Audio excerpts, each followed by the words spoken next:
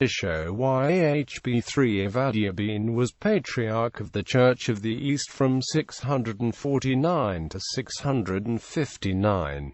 Early career. Ishoyahb was the son of a wealthy Persian Christian named Bastoma of Kuflana in Adiabene, who was a frequent visitor to the monastery of Ishoyahb. He was educated at the school of Nisibis, became Bishop of Nineveh, and was afterwards appointed Metropolitan of Adiabene. As Metropolitan of Adiabene, he hindered the Jacobites from building a church in Mosul, despite the fact that they were supported by all the weight and influence of the Tigritians from Tikrit. Hebraeus declares that he bribed right and left to effect this. He was one of the members of the delegation of the Church of the East which met the Roman Emperor Heraclius in Aleppo in 630, and took away a very costly and beautiful casket, containing relics of the Apostles, from a church at Antioch. Many argue the casket was stolen, similar to how relics were often stolen during the Crusades.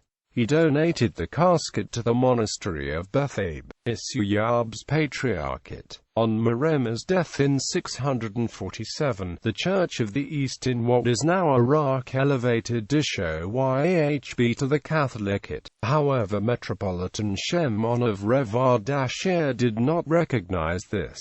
Ishoyahb maintained good relations with the Arabs, whom he called variously Tayy Mahajirs and Hanifs, but never did heal the schism in his own church. Ishoyahb died in 659. Works. Ishoyahb wrote a refutation of opinions on behalf of John, Metropolitan of Bethlapat, several other tracts and sermons, some hymns, a vita of the martyr Ishoյahb, and an exhortation to novices. He is also known for making substantial improvements to the liturgy of the Church for the daily office and for various sacraments. The Chronicle of Seth pt. 1.1 pg. 85 also credits him with choosing the 3 Eucharistic anaphras that are currently in use in the Assyrian Church of the East. Ishoyahb is chiefly studied today for his letters during his Catholicate, because these open a glimpse into a critical time in history of the Church of the East, and also witness to the relations with the Arabs under the caliphates of Uthman and Ali. The heretics are deceiving you. There happens what happens by order of the Arabs, which is certainly not the case. For the Tayyamag do not aid those who say that God, Lord of all, suffered and died, and if by chance they'd have helped them for whatever reason, you can inform the Maga and persuade them of this matter as it should be, if you care about it at all. So perform all things wisely, my brothers, give unto Caesar what is Caesar's, and to God what is God's.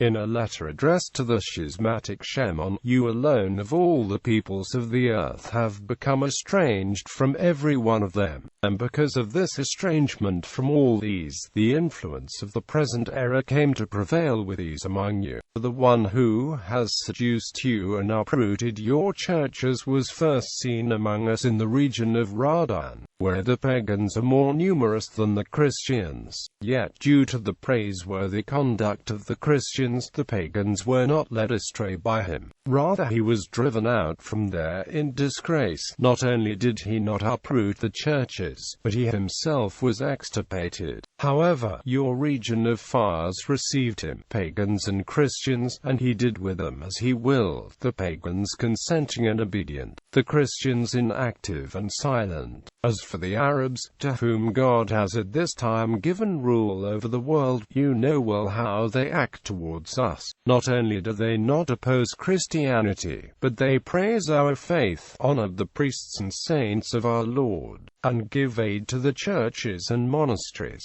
Why then do your Mizoniye reject the faith on a pretext of theirs, and this when the Mizoniye themselves admit that the Arabs have not compelled them to abandon the faith, but only asked them to give up half of the possessions in order to keep their faith? Yet they forsook the faith, which is forever, and retained the half of the wealth, which is for a short time.